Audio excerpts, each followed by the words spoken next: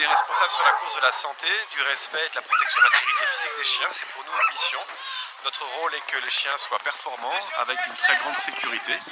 Le rôle de l'équipe vétérinaire est d'examiner les chiens tous les jours, après chaque étape, et de s'assurer que les chiens ne présentent pas de pathologie, pas de douleur, pas de tendinite.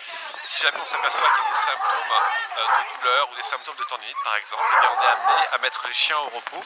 C'est un des avantages du format de cette course, c'est-à-dire qu'on peut éventuellement mettre 4 ou 6 chiens sur les 14 chiens qui sont inscrits sur la ligne de départ au repos, et ce qui permet de ménager un petit peu l'ensemble de l'attelage pour que tout le monde se porte mieux. C'est-à-dire qu'on n'a pas besoin de les forcer, on a simplement besoin de leur dire que le chien présente éventuellement une boiterie que peut-être il n'a pas vue. Imaginez-vous avec 10 ou 12 chiens, 10 chiens devant vous.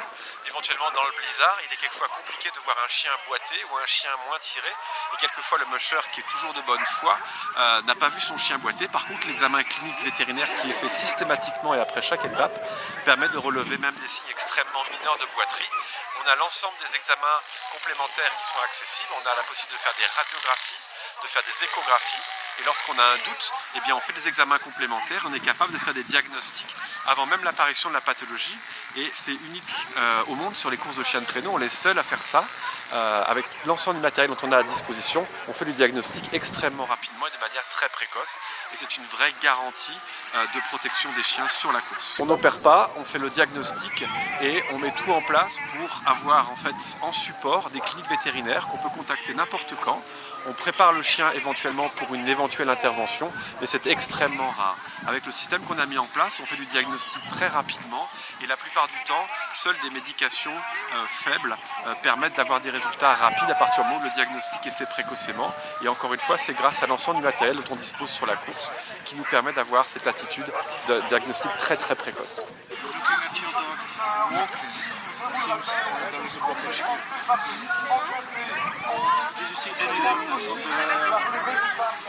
Alors d'un point de vue fonctionnel, donc sur une analyse posturale ostéopathique, on a une forte boiterie du postérieur gauche qui est due à un blocage du haut du bassin, donc entre la colonne vertébrale et l'aile gauche du bassin, quelque chose qui est sans doute très ancien. D'ailleurs le musher signale que ce chien ne pousse pas correctement depuis très très longtemps, et on peut partiellement l'expliquer par ce blocage dans la mesure où il a eu des contractures chroniques extrêmement douloureuses là, sur le muscle lombaire profond et la cuisse. Bon, par ailleurs, il est bloqué en vertébrale sur la charnière ici thoraco-lombaire, avec en profondeur fixant ce blocage de forte tension au niveau du diaphragme et de l'estomac, ce que je suis en train de travailler.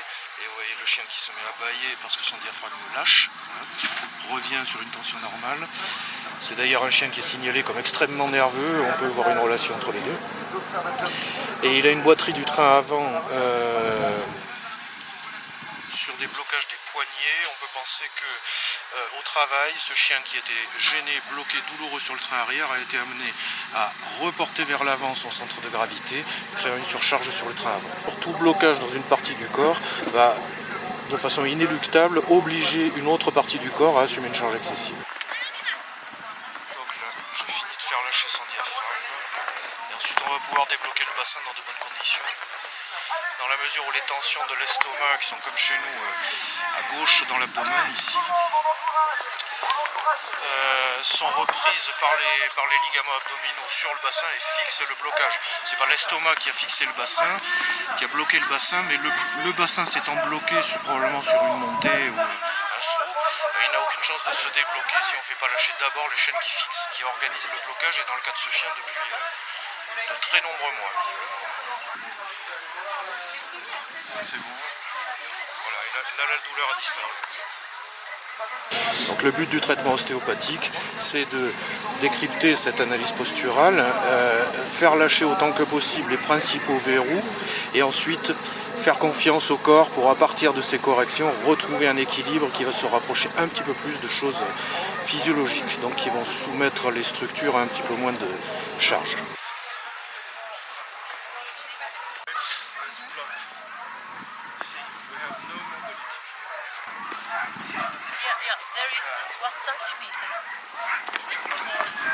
Avec l'aide des laboratoires Merial, on a en fait ce qu'on appelle le Best Dog Care, qui correspond aux soins qui ont été réalisés avec la plus grande attention ou avec le plus d'efficacité par les mushers. Les premiers mushers en fait sont primés et lorsqu'ils ont fait les soins tels qu'on leur a prodigués ou lorsqu'on a éventuellement aucune blessure par exemple dans l'ensemble de l'équipage, eh bien ils reçoivent un prix qui s'appelle le prix Best Dog Care et qui récompense la fiabilité de l'attelage. Il faut surveiller l'état des pattes. Les chiens qui n'ont pas l'habitude de marcher sur la neige peuvent se faire des gelures ou des abrasions, notamment lorsque la neige est dure.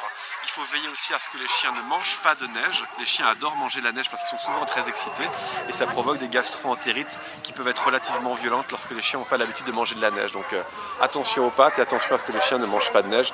À part ça, les chiens adorent courir et se rouler dans la neige. Ça, on peut le faire sans restriction.